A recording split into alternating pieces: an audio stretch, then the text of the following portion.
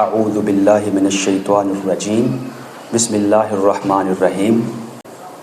آج جو ہم موضوع خاص طور پر زیر بحث لائیں گے وہ آپ کے سامنے جو ہے وہ لکھا ہوا موجود ہے، قرآن اور سکون۔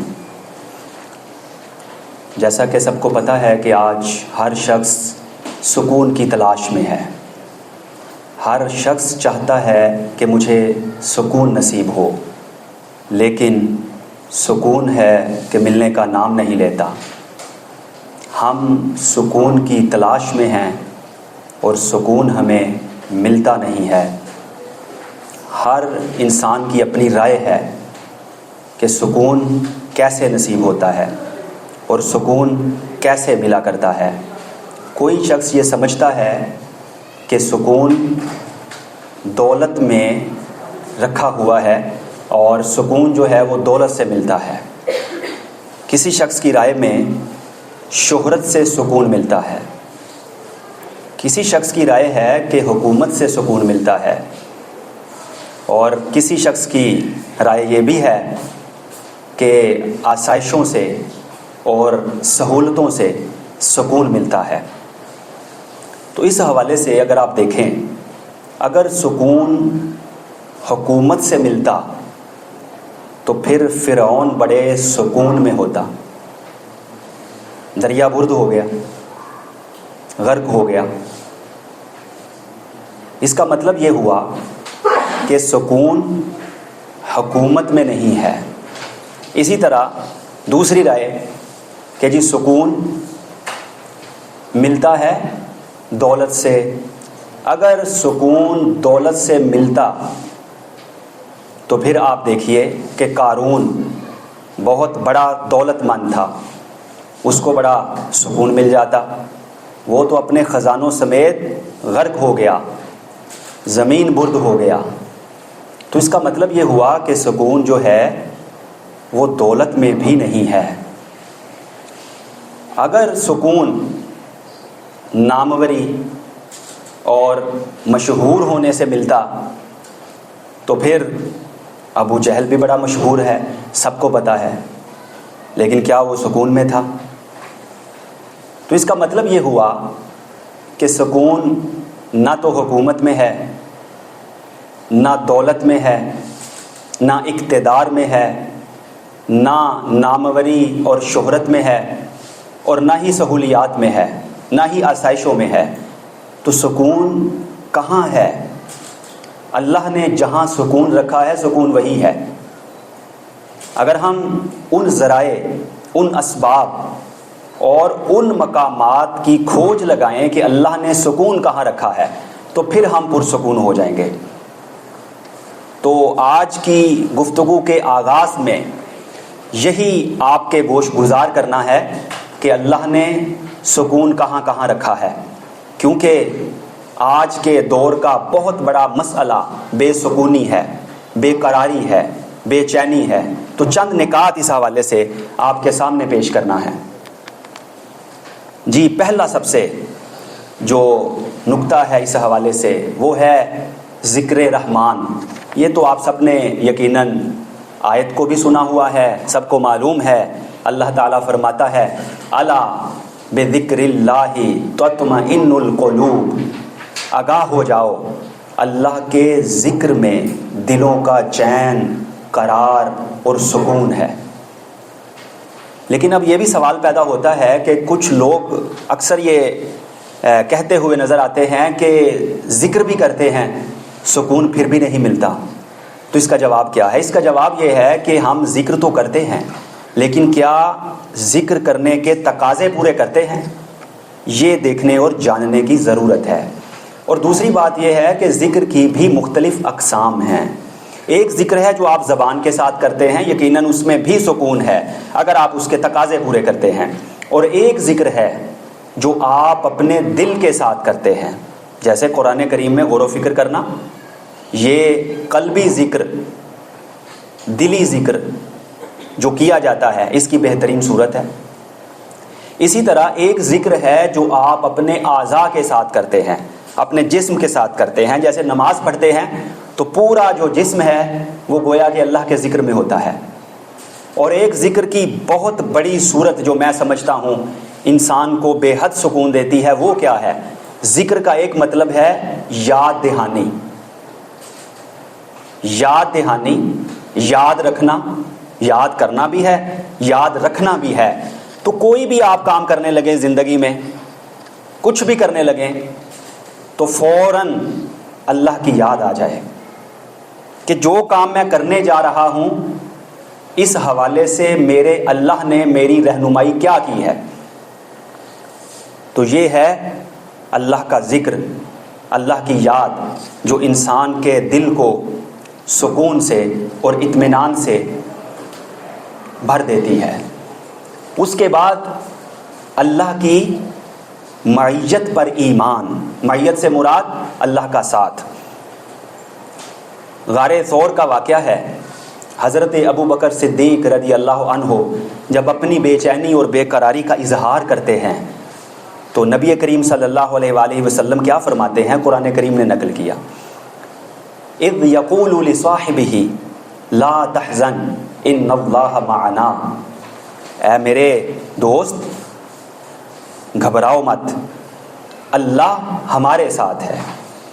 تو یہ وہ چیز ہے، جب بھی آپ کسی پریشانی میں ہوں، مشکل میں ہوں، مصیبت میں ہوں، تکلیف میں ہوں، تو جب آپ اپنے آپ کو یہ سمجھاتے ہیں کہ اللہ ہمارے ساتھ ہے تو آپ پرسکون ہو جائیں گے۔ تو یہ ایک بہت بڑا نسخہ اور طریقہ ہے بے چینی، بے قراری اور بے سکونی کو ختم کرنے کے لیے، کہ یہ سوچئے کہ ہمارا اللہ ہمارے ساتھ ہے۔ اس کے بعد ہے جی اللہ سے دوستی۔ قرآن مجید میں اللہ تعالیٰ فرماتا ہے، الا ان اولیاء اللہ لا خوف علیہم ولا هم یحزنون، آگاہ ہو جاؤ، اللہ کے جو دوست ہیں ان پر نہ کوئی خوف ہے اور نہ وہ غمگین ہوتے ہیں، نہ ان پر کوئی خوف ہے اور نہ وہ غم زدہ ہوتے ہیں۔ خوف کس چیز کا ہوتا ہے؟ جو مستقبل میں آپ کو چیز یا واقعہ یا حادثہ پیش آ سکتا ہے، اس کا آپ کو خوف ہوتا ہے، کہیں ایسا نہ ہو جائے، کہیں ویسا نہ ہو جائے، ارادے باندھتا ہوں، سوچتا ہوں، توڑ دیتا ہوں، کہیں ایسا نہ ہو جائے، کہیں ویسا نہ ہو جائے۔ تو یہ جو مستقبل میں آپ کو ایک کیفیت آپ پر طاری ہو رہی ہوتی ہے کہ نہ جانے کیا ہو، اس کو کہتے ہیں خوف۔ اور جو ماضی میں واقعہ گزر جائے، ناخوشگوار واقعہ، ایسا واقعہ جو آپ کی پسند کا نہیں ہے، آپ کو اچھا نہ لگا، آپ کے لیے تکلیف کا باعث ہے، اس پر ہوتا ہے غم۔ تو اللہ فرماتا ہے جو میرے دوست ہیں، نہ ان کو کوئی خوف ہوتا ہے نہ کوئی غم ہوتا ہے، اور جب خوف اور غم نہ ہو تو پھر سکون ہی سکون ہوتا ہے۔ تو اللہ کی دوستی میں سکون ہے، قرار ہے، چین ہے، اطمینان ہے۔ اور پھر فرمایا کہ اللہ کے دوست کون ہوتے ہیں؟ الذین آمنوا وکانوا یتقون، اللہ کے دوست وہ ہیں جو ایمان والے ہیں اور جو تقوی اختیار کرتے ہیں، یعنی جو اچھے اعمال کرتے ہیں اور صاحبان ایمان ہوتے ہیں، وہ اللہ کے دوست ہوا کرتے ہیں۔ اور پھر آپ کو پتہ ہے کہ دوستی کا جو تعلق ہوتا ہے یہ کیسا تعلق ہوتا ہے کہ آپ کو کوئی مصیبت، کوئی پریشانی، کوئی مشکل پیش آئی تو آپ اپنے دوست کے ساتھ شیئر کر لیتے ہیں کہ جناب یہ مشکل ہے، یہ پریشانی، یہ مصیبت ہے۔ اور جو ہمارا دوست ہوتا ہے بعض اوقات وہ مشکل حل کر پاتا ہے، بعض اوقات نہیں کر پاتا۔ دو صورتیں ہیں، یا تو آپ کی مشکل حل کر دے گا یا نہیں کرے گا، اور ہو سکتا ہے کہ یہ دونوں کام نہ کرے، حل بھی نہیں کر سکتا، لیکن اس کے باوجود، اس کے ساتھ ساتھ اگر وہ یہ نہیں کر سکا، آپ کی مشکل حل نہ کر سکا، تو پھر کم از کم آپ کے لیے دعا کر دیتا ہے، آپ کو تسلی دے دیتا ہے۔ لیکن دوسری طرف دیکھیے کہ اللہ تعالیٰ کی جو دوستی ہے، اللہ رب العزت کو جو انسان دوست بنا لیتا ہے، اور پھر جو اپنی مشکل، اپنی پریشانی، اپنی تکلیف اللہ کے حضور جا کر کہتا ہے، تو اس وقت کا جو سکون ہے وہ جو شخص اس پر عمل کرتا ہے وہی محسوس کر سکتا ہے کہ جب آپ پریشانی میں ہوں، مشکل میں ہوں، تکلیف میں ہوں، اور اللہ کی بارگاہ میں جھک کر اپنی پریشانی اللہ سے کہہ دیں، کسی اور سے نہ کہیں، ہو سکتا ہے کسی اور سے کہیں تو کئی دوست کے روم میں دشمن بھی ہوتے ہیں، اور دوست بھی ہوں تو وہ آپ کی ہر پریشانی حل نہیں کر سکتے، لیکن اللہ تعالیٰ کے پاس آپ کی ہر پریشانی، ہر مصیبت، ہر مشکل کا علاج اور حل موجود ہے۔ اسی لیے حضرت یعقوب علیہ السلام اپنے بیٹے حضرت یوسف علیہ السلام سے جب جدا تھے تو انہوں نے کیا کہا اللہ کی بارگاہ میں، کیا عرض کیا، جسے قرآن کریم نے نقل کیا، انما اشکو بثی و حسنی الی اللہ، میں اپنے غم کی اور دکھ کی فریاد صرف اللہ سے کرتا ہوں۔ یعنی اللہ سے انہوں نے سارا معاملہ جو ہے شیئر کیا اور اللہ کی بارگاہ میں عرض کیا۔ تو جب انسان اپنا معاملہ، اپنی پریشانی، اپنی تکلیف، اپنا دکھ اللہ رب العزت کی بارگاہ میں عرض کرتا ہے تو پھر پرسکون ہو جاتا ہے، اور اگر اس کے لیے بہتر ہوتا ہے تو اللہ تعالیٰ اس کا حل بھی فوراً فرما دیتا ہے۔ اس کے بعد سکون کا ایک بہت بڑا ذریعہ قرآن کریم ہے۔ قرآن مجید میں ہے، کفار پوچھا کرتے تھے وقال الذین کفروا لولا نزل علیہ القرآن جملۃ واحدۃ، وہ کہتے تھے یہ قرآن ایک ہی دفعہ کیوں نازل نہیں ہو گیا، یہ وقفے وقفے سے تھوڑا تھوڑا نازل ہوتا رہا، توریت کی طرح، انجیل کی طرح، زبور کی طرح، دیگر آسمانی صحائف کی طرح ایک ہی بار نازل ہو جاتا، بات ختم ہو جاتی، کیوں نازل نہ ہوا؟ تو اللہ تعالیٰ نے اس کی وجہ بتائی کیوں نازل نہ ہوا، فرمایا کذالک، اسی طرح، لنثبت بہ فؤادک، اس لیے تھوڑا تھوڑا نازل ہوا تاکہ ہم آپ کے دل کو مضبوط کریں۔ پریشانیاں آ رہی ہیں، مشکلیں آ رہی ہیں، مسائل آ رہے ہیں، معاملات بگڑے ہوئے ہیں، اور قرآن کی آیت نازل ہو کر ان کا حل بتا رہی ہے کہ ان کو کس طرح لے کے چلنا ہے، ان کا حل کیا ہے، ان کا علاج کیا ہے۔ تو آج بھی آپ کا کوئی مسئلہ ہو، کوئی مشکل ہو، کوئی پریشانی ہو، اپنے مسئلے کو، اپنی پریشانی کو، اپنی مشکل کو قرآن کریم سے حل کرنے کی کوشش کریں۔ قرآن کریم پڑھیں، انشاءاللہ تعالیٰ اگر خلوص دل سے پڑھیں گے تو آپ کو اپنے مسئلے کا حل اس میں نظر آ جائے گا۔ تو آج بھی یہ ہمارے لیے بہت بڑا تحفہ ہے کہ ہم اپنے مسائل کا حل قرآن پاک سے تلاش کریں۔ انشاءاللہ العزیز جب خلوص کے ساتھ تلاش کریں گے تو حل ضرور مل جائے گا۔ اس کے بعد رات کی نیند، اللہ تعالیٰ قرآن مجید میں فرماتا ہے جعل لکم اللیل والنہار لتسکنوا فیہ، ہم نے رات اور دن پیدا کیے ہیں۔ رات اس لیے بنائی کہ اس میں آپ نیند لو، سکون حاصل کرو، رات اس لیے بنائی ہے۔ اور آگے بھی الفاظ ہیں کہ دن اس لیے بنایا کہ اس میں اللہ کا فضل تلاش کرو۔ لیکن آج ہم نے دیکھنا یہ ہے کہ ہم میں سے کتنے لوگ ہیں جو رات میں جتنی نیند لینا چاہیے اتنی نیند لیتے ہیں۔ اللہ ماشاءاللہ آج ہمارا معاملہ الٹ ہو گیا، رات بھر جاگنا اور دن بھر سونا، اور اٹھتے ہیں زوال کے وقت، 11-12 بجے دوپہر میں زوال کے وقت اٹھتے ہیں۔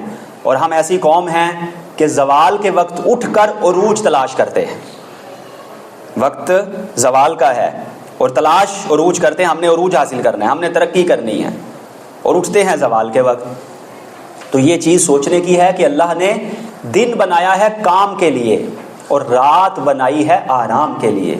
تو جب اس کے خلاف ہم کرتے ہیں تو پھر پریشانی بھی بڑھتی ہے، صحت بھی خراب ہوتی ہے، دیگر مسائل بھی پیدا ہوتے ہیں۔ تو اس لیے اللہ تعالیٰ نے فرمایا کہ رات اس لیے ہے کہ آپ اس میں مکمل طور پر آرام کریں۔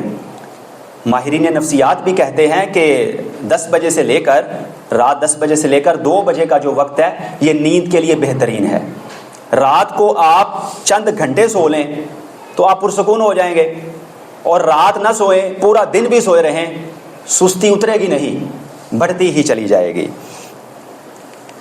گھر میں قیام، اللہ رب العزت نے یہ بھی قرآن مجید میں ارشاد فرمایا جعل لکم من بیوتکم سکنا، کہ اللہ نے تمہارے گھروں میں تمہارا سکون رکھا ہے۔ ہمارا سکون ہمارے گھر میں ہے، ہم کہاں تلاش کرتے ہیں؟ گھر سے باہر۔ تھوڑا سا معاملہ گھر میں بگڑ جائے والدین کے ساتھ، بیوی بچوں کے ساتھ، تو گھر سے نکل جاتے ہیں سکون حاصل کرنے کے لیے۔ تو اللہ فرماتا ہے تمہارا سکون تو گھر میں ہے، اللہ نے گھر میں رکھا ہے، ہم باہر چلے گئے۔ دوستوں کی طرف چلے گئے, کسی اور جگہ چلے گئے, تو سکون جو ہے اللہ نے گھر میں رکھا ہے. اگر کسی وجہ سے بے سکونی پیدا ہو گئی تو سکون تو وہی ہے, اس مسئلے کو حل کیجئے, نہ کہ میدان کھلا چھوڑ کر باہر چلے جائیے, گھر سے نکل جائیے, کیونکہ سکون اللہ فرماتا ہے کہ گھر میں رکھا ہے, گھر میں سکون ہی سکون ہے.